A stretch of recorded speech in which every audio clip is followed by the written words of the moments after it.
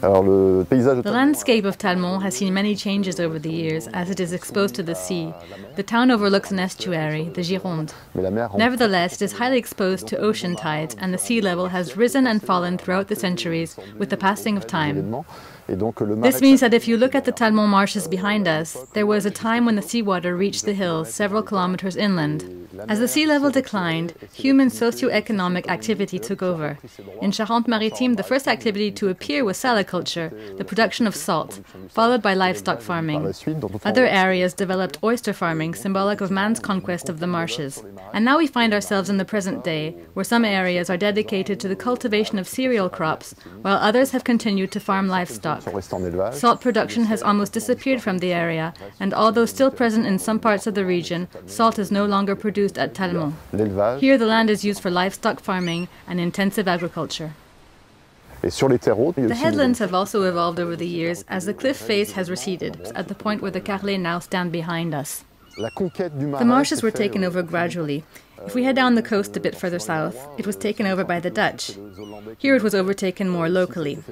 Further down, the marsh was repurposed as poor land to be drained. On very old maps, it is marked as malaria land. That gives you an idea. So that took place from the 15th to the 18th century. If you look at the different parts of the estuary, it's a bit different. The closer we are to the sea, the more salt production there is. It took place between the 15th and 16th centuries, but not all areas reacted in the same way, so it was over quite quickly.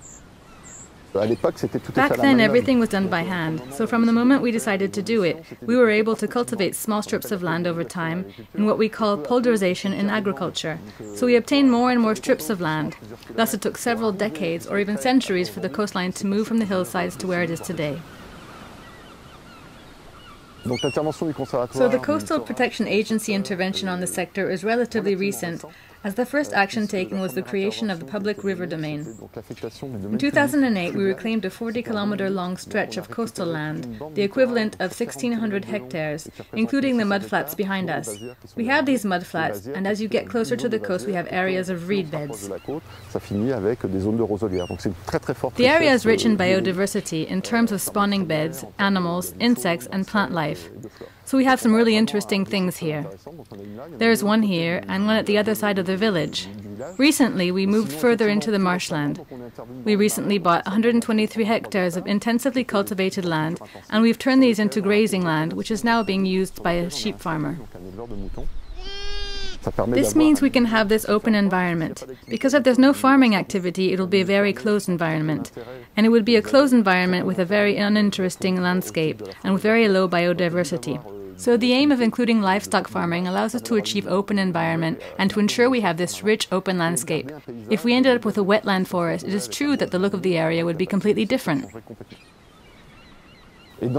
For this project, we worked with the village council with a landscape architect who allowed us to imagine what this marshland might look like in the future by planning trails, science centers, and things like that. So we're really looking at the long term, but the idea basically is to open up the marshland. The aim was to create a landscape that would look more like the traditional landscapes we can find, but still with the usage in mind. We're not going to give someone land they can't make a living out of.